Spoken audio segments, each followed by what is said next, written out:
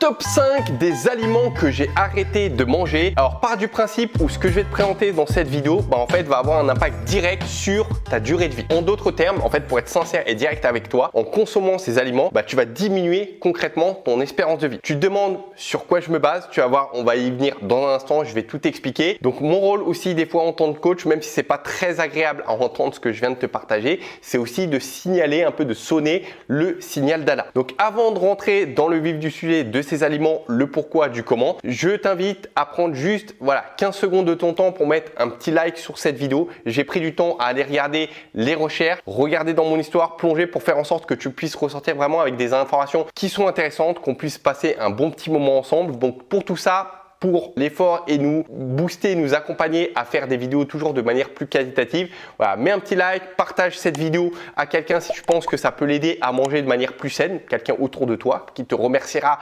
peut-être d'ici quelques mois, quelques années. Et si durant la vidéo, tu as peut-être des questions qui te viennent à l'esprit, tu les mets en commentaire. Moi, j'y vais de manière régulière chaque jour et je réponds directement. Donc, n'hésite pas. Maintenant, on va rentrer dans le vif du sujet. Donc, tu peux prendre un stylo, une feuille pour noter les éléments que j'ai envie de te partager. Avant toute chose, je voulais mettre une base, c'est que mon intention dans cette vidéo, elle est bienveillante envers toi. C'est pas parce qu'on parle de choses qui sont un petit peu gênantes, mais c'est juste que des fois, il faut un peu bousculer pour faire prendre conscience, puisque la prise de conscience, c'est la première étape vers le changement. Donc, peut-être que ça n'aura pas lieu du jour au lendemain, mais petit à petit, au fur et à mesure des semaines et peut-être des mois, tu vas te libérer un peu des éléments qu'on va voir. Donc, quels sont ces aliments, puisque c'est ça qui nous intéresse? Le premier que j'ai arrêté personnellement de consommer il y a peut-être 15 ans, c'est le Nutella.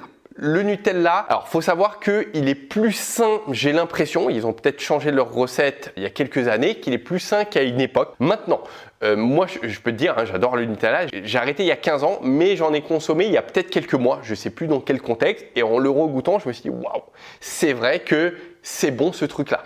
Et je comprends qu'on peut devenir addict très rapidement puisque ça va tout seul. Maintenant, je vais te lire ce que j'ai trouvé. La consommation excessive de sucre, en particulier venant des boissons sucrées, est associée à une espérance de vie plus courte en raison de l'augmentation de risques de maladies métaboliques comme le diabète et l'obésité.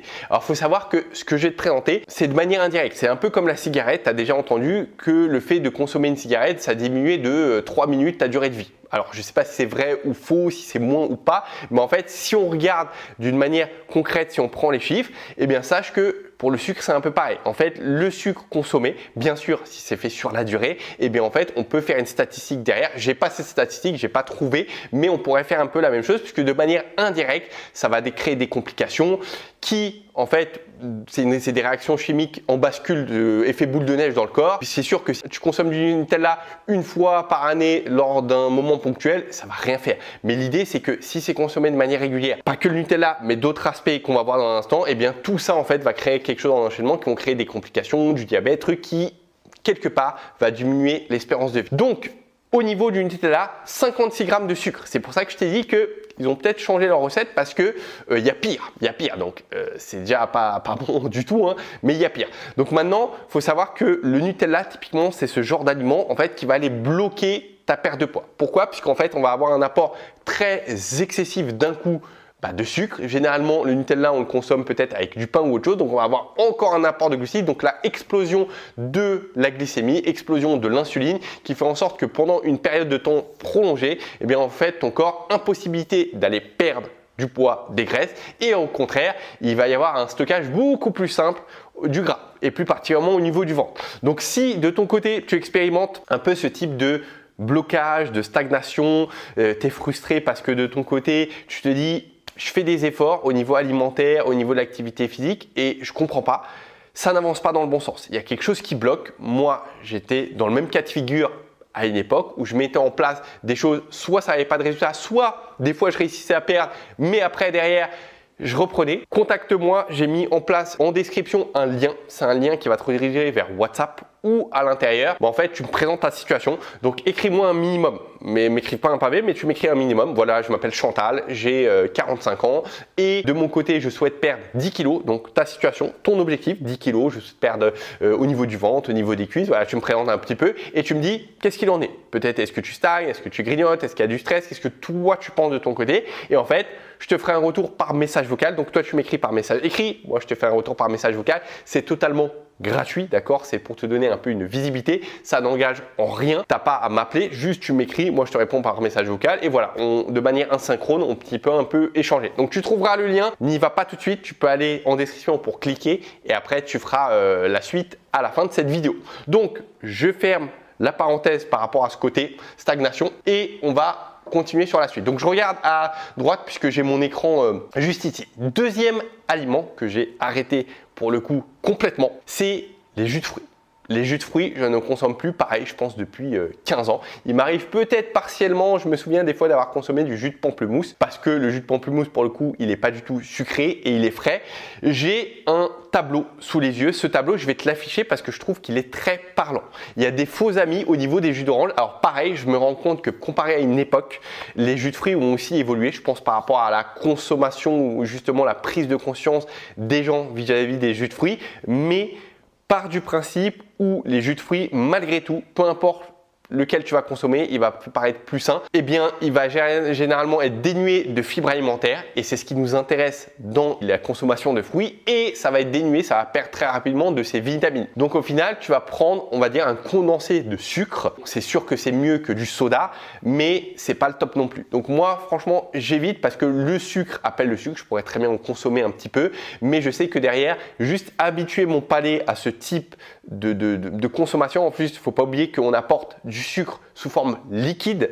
Donc c'est encore pire par exemple que de consommer, je sais pas moi, une barre de Twix. Donc là vraiment on apporte du sucre limite par perfusion. Donc en fait moi je limiterais, je diminuerais ce genre de consommation. Jus d'orange, quel qu'il soit, m'habituer un maximum à de l'eau et c'est le switch que j'ai fait il y a déjà de nombreuses années. Ça m'empêche pas de consommer avec parcimonie des sodas. D'accord, il m'arrive de prendre du Schweppes, du Coca, zéro. Du Sprite, ça arrive des fois dans certains contextes, en vacances, par rapport à certaines consommations, un environnement, de prendre, mais ça reste vraiment ponctuel. Troisième des aliments que j'ai complètement stoppé aussi, c'est les viennoiseries. Franchement, ça aussi, pareil, il y a 15 ans, tout s'est passé il y a 15 ans, on dirait. Pourquoi? Parce que ça contient des graisses trans. Donc, je te lis ce qui a marqué, les graisses trans présentes dans de nombreux aliments, fruits et produits boulangers industriels. Donc, voilà, les viennoiseries, par exemple, augmentent le risque de maladies cardiaques, contribuant à une diminution de l'espérance de vie. Donc, pareil, c'est de manière indirecte. Et en plus de ça, ça contient des lipides. Les lipides vont quelque part potentiellement nous faire stocker et ça va pas être mal puisque voilà, les graisses qui sont dans les viennoiseries, c'est pas des bonnes graisses hein. Comparé par exemple à un bon saumon, un bon maquereau, de l'avocat, des noisettes, ça c'est des bonnes graisses, mais les viennoiseries, voilà, faut absolument éviter du maximum possible. Je sais qu'en France, on a l'habitude le matin ou au goûter d'avoir une petite viennoiserie. Diminue, je sais que c'est pas évident crescendo. Moi, j'étais un fan à l'époque, ça s'appelait les drops. Je ne sais pas si tu te souviens, aujourd'hui ça s'appelle les cravates, je crois que c'est un autre nom aussi, mais ça c'est mon petit péché mignon.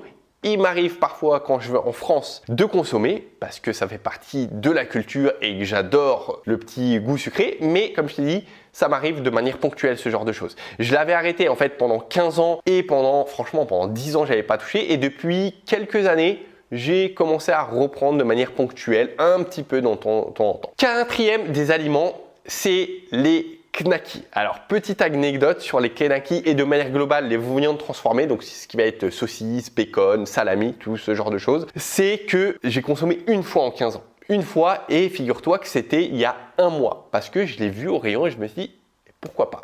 Pourquoi pas expérimenter pour voir le goût et en effet c'était bon. Bon, ouais, je reprendrai pas, mais en fait c'était pour me rappeler un petit peu certains souvenirs. Donc une consommation élevée de viande rouge ou de viande transformée est liée à un risque accru de maladies cardiovasculaires et de cancer, réduisant ainsi l'espérance de vie. Donc c'est un petit peu le même principe. Donc on va veiller à diminuer du mieux possible. Cinquième des aliments, ça va être les céréales sucré pour le petit déjeuner. J'ai mis une croix dessus et en fait ce qui est intéressant c'est que comme je le répète de manière régulière, ma politique durant mes journées c'est de commencer ma journée le mieux possible parce que le début de ta journée va donner une impulsion, une dynamique pour le reste de ta journée. Donc si tu commences en apportant des aliments qui sont malsains, du sucre, et bien en fait c'est la porte ouverte pour le reste de la journée à consommer un peu n'importe quoi. Alors au contraire, si tu dis ok le matin je fais quelque chose de bien, perfect et durant le reste de la journée, je me permets au fur et à mesure, je m'ouvre aux potentielles choses. Surtout que durant le reste de la journée, tu ne sais pas sur quoi tu vas tomber. Peut-être que quelqu'un va rapporter à 4 heures quelque chose au travail ou peut-être tes enfants et tu pourras te faire un petit plaisir sans avoir à culpabiliser puisque tu sais que le matin, le midi, tu as été nickel. Et donc, moi, je pars toujours de ces principes. Et en plus de ça, c'est pas la meilleure manière de commencer la journée en apportant un maximum de sucre. Ça te fatigue directement. Tu pars pas de la meilleure manière pour avoir l'esprit clair, pour être concentré, pour travailler, pour être peut-être productif si de ton côté, tu as besoin de l'aide. Alors, pour les céréales sucrées, moi, ce que j'ai fait, en plus, généralement, c'est ajouté à du lait. Donc, lait qui dit sucre du lait, le galactose, donc ça rajoute en plus. Moi, ce que j'ai fait, je m'en souviens, la transition, c'est que j'étais en mode céréales sucrées, donc je me souviens plus c'était lesquelles, même tellement ça remonte. Mais en fait, j'ai fait un switch avec du muesli, sauf que ça faut savoir que le muesli, c'est un petit peu mieux et encore. Donc après, il y a deux types de muesli. Donc je suis passé à des muesli qui sont malsains, on va dire, à des muesli qui sont plus sains, mais bon. Ça reste pas forcément le top aussi, ça dépend, faut regarder sur les étiquettes alimentaires évidemment, faut regarder si tu veux la quantité de glucides par rapport au nombre de fibres alimentaires. Généralement c'est assez révélateur, donc si tu veux avoir un ratio, si par exemple tu as un ratio de 1 pour 6, c'est-à-dire 1 g de fibres alimentaires pour 6 glucides, on va dire que c'est OK. Donc on va essayer de réduire en fait ce ratio-là. Donc je te donne un exemple. Si par exemple tu as 50 g de glucides, c'est ce qui est possible dans les céréales, mais tu as que 2 g de fibres, tu vois, le ratio il est de 2 pour 50, donc 1 pour 25. Donc le ratio il n'est pas bon du tout. Par contre, si tu as 50 g de glucides, mais que derrière tu as 6, 7, 8 g de fibres, il faudrait 7 g de fibres pour commencer à que ce soit correct. Tu vois, au niveau de ce ratio-là. Donc, je regarde ça, je regarde les glucides, qui n'est pas énormément de glucides. Bon, après, si dans tes muesli, par exemple, il y a des noisettes, des cernes de noix, des amandes, c'est normal que les glucides soient un peu plus élevés. Mais s'il n'y a pas de ça et que tu vois au niveau des glucides, il y a 10-15 grammes de glucides, c'est que il y a quelque chose de louche qui est ajouté. Et après, je suis basculé à complètement des flocons d'avoine, voilà, où je rajoutais juste des fruits. Donc ça, c'est le summum, sauf dans une perte de poids où bon, on va veiller quand même à ne pas avoir trop grande quantité de flocons. Donc on pourrait continuer comme ça avec d'autres aliments que j'ai un peu repris pour être sincère avec toi. Donc je vais te les présenter. Donc le pain blanc. Pareil, je pourrais le mettre là et à une époque, j'avais complètement arrêté le pain. Donc là, je l'ai réintroduit. Des fois, il m'arrive de prendre un petit pain blanc. Fromage, charcuterie, je mets un petit peu dans la même balance. Donc ça, tu peux en consommer. Donc il faut bien prendre en compte, tu te poses la question, ok, quelle quantité tu peux consommer? Par du principe, à chaque fois, c'est le même. C'est que tant que c'est ponctuel, tant que c'est avec parcimonie, tu peux en prendre. Tu as un petit morceau, 30 grammes, 50 grammes, c'est ok. En fait, il y a deux politiques. Soit tu fais partie des personnes qui deviennent addictes rapidement. C'est un petit peu mon cas. Moi, si je commence à prendre du fromage, eh bien, je me rends compte que dans la semaine, j'en rachète, la semaine suivante, j'en rachète. Non. Donc, des fois, je me freine ou pendant 2 semaines, 1 mois, il y a zéro consommation et après, des fois, je reprends. Donc, il faut faire attention. Soit tu te dis, moi, je suis ok, eh bien, j'arrive à me contrôler, donc je prends une fois, voilà, 50 grammes, après je reprendrai la semaine suivante, c'est ok. Soit si comme moi, tu rentres vite dans l'addiction, donc tu peux te faire des sessions où pendant, allez, quelques jours tu manges et après tu arrêtes, tu t'auto-sabotes pour ne plus en consommer et tu mets des pancartes si besoin partout pour ne pas manger. Moi j'arrive à faire ça, ce travail mental et c'est au supermarché que ça se passe. Je suis là et je suis devant le fromage, je me dis je le prends ou je le prends pas. Je me dis j'ai envie mais ça veut dire que je vais devoir le manger. Non, ok, freine-toi. Tu prendras la semaine prochaine. Tu vois, je me donne une petite carotte dans une semaine pour me dire, ok, ça va arriver, calme-toi, je mange pas tout de suite. Donc fromage, charcuterie, tout ce qui va être bonbons, confiserie, barres chocolatées, pareil, je pourrais le mettre dans ce même panier. Est-ce que j'en consomme durant la période de Covid? J'avais repris un peu les barres chocolatées, c'est très vicieux parce que ça ne respectait pas la politique que j'avais qui est celle de l'exceptionnel. C'est-à-dire que s'il y a quelque chose d'exceptionnel, de nouveau, une pâtisserie, quelque chose qui sort de nouveau, une barre, je vais le tester, je vais expérimenter puisqu'on a tous envie de tester et pas se frustrer. Mais si c'est quelque chose qui est tout le temps là, ça fait 15 ans que les barres de Mars existent, 30 ans qu'il y a des sneakers, ok, on connaît le goût, il n'y a rien de nouveau, donc, et c'est ça que je commençais à consommer. Donc ça, je l'ai arrêté heureusement pour moi puisque je voyais les kilos qui s'accumulaient au fur et à mesure des mois. Donc ça on pourrait le mettre, bien sûr tout ce qui va être fast food. Alors je pense au fast food typiquement le McDo, donc qui a pas mal évolué ces dernières années. Donc pareil pendant la période de Covid j'avais tendance à consommer, j'avais arrêté pendant 15 ans. Covid c'est revenu la mauvaise habitude et là j'ai arrêté depuis, ça fait longtemps que je suis pas allé au McDonald's, donc veillez à tout ça. Donc pour récapituler par rapport aux éléments que tu dois éviter pour stocker et pour ne pas diminuer ton espérance de vie, puisque c'est ça qu'il s'agit. Hein. Sur cette chaîne, on parle de perte de poids, on parle de bien-être, on parle de santé. Et bien évidemment, ces aliments, ils sont bien d'un point de vue perte de poids, mais ce dont on parle derrière, c'est surtout avoir un mode de vie sain et surtout ta manière de procéder. Il ne faut pas oublier que ça impacte les personnes autour de toi. Donc là, pour moi, c'est une motivation supplémentaire à me dire, ok, je le fais pour moi, mais aussi derrière, moi, ce que je fais va avoir un impact sur les personnes autour de moi, sur toi, sur les personnes qui m'enverront. Donc en fait, si tu veux, ça va être une motivation supplémentaire pour essayer de dire stop. Encore une fois, on est humain, on a le droit de dire oui parfois, mais l'idée c'est qu'on puisse aller évoluer, de faire un petit pas, un petit effort. Et ce petit effort, c'est vraiment le début de tout pour se libérer de ça. Parce que si tu veux, bien évidemment, si on fait comme ça du jour au lendemain, ça va créer de la frustration et c'est pas ce qu'on veut, puisque derrière, c'est la meilleure manière de craquer, de mettre cette frustration. Mais plus on va se libérer, c'est-à-dire que si tu consommais cet aliment, par exemple, une fois tous les 3 jours. Donc l'idée, c'est juste d'aller consommer une fois tous les 4 jours. Et tu vas voir que petit à petit, ça va te libérer. Donc la semaine suivante, tu vas peut-être faire une fois tous les 5 jours,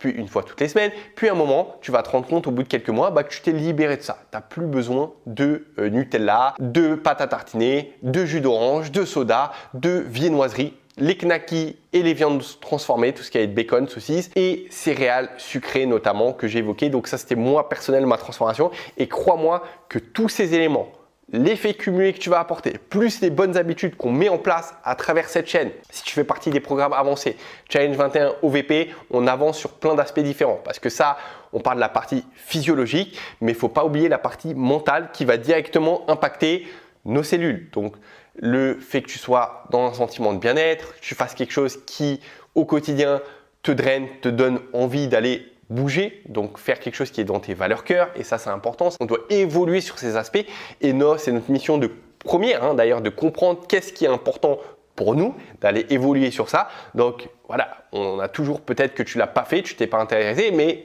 c'est l'heure. Aujourd'hui, tu regardes cette vidéo, tu peux commencer à t'intéresser à ce genre de choses et chacun à son chemin. Il y a des personnes qui ont commencé il y a 20 ans, il y a des personnes qui vont commencer dans 20 ans, il y a des personnes qui peuvent changer très rapidement leur habitude, d'autres qui mettent plus de temps. Ça fait rien, on s'en fout. L'idée, c'est juste que tu prennes petit à petit le chemin et que tu mettes en place des habitudes. D'ailleurs, prochainement sur la chaîne, je ferai une vidéo sur les habitudes et tu vas voir, va voir cette vidéo puisqu'elle va énormément t'aider sur la manière de mettre en place les choses correctement parce que c'est ça qui va être important, c'est la routine et les décisions. Donc, ce que j'aimerais après cette vidéo, c'est surtout que tu te dises, ok, par rapport à tout ce que Al a mentionné dans cette vidéo, quelle est l'action que je dois réaliser? Donc peut-être c'est de diminuer un petit peu. Ça va être peut-être de stopper, de mettre un petit mot, de demander peut-être à ton mari conjoint qui t'aide à faire un effort sur ce point-là, mais juste choisir une action ou l'action, ça peut être tout simplement, ok, je vais me donner par exemple le fait d'aller voir une des vidéos de la chaîne une fois par jour. Tu vois, ça peut t'aider à prendre ce chemin petit à petit. Sur ce, je te remercie de m'avoir écouté. N'oublie pas le petit like, n'oublie pas d'aller juste en dessous de cette vidéo pour cliquer sur le lien pour faire ton bilan gratuit. Donc le bilan, en fait, comme je t'ai dit, tu vas m'écrire un petit message de ta situation. Je te réponds par message vocal. C'est 100% gratuit, il n'y a aucun engagement, il n'y a quoi que ce soit. Juste, ça te donne une visibilité et ça t'encourage toi à continuer dans ta perte de poids et tes objectifs bien-être. Si je ne l'ai pas déjà fait, puisque pour certaines filles, on a déjà effectué un petit peu ce petit bilan. Sur ce, si tu as des commentaires, si tu as quelque chose à ajouter, une question, tu l'écris juste en dessous. Sur ce, je te dis à très vite et n'oublie pas, ne lâche rien dans ce que tu fais. Ciao!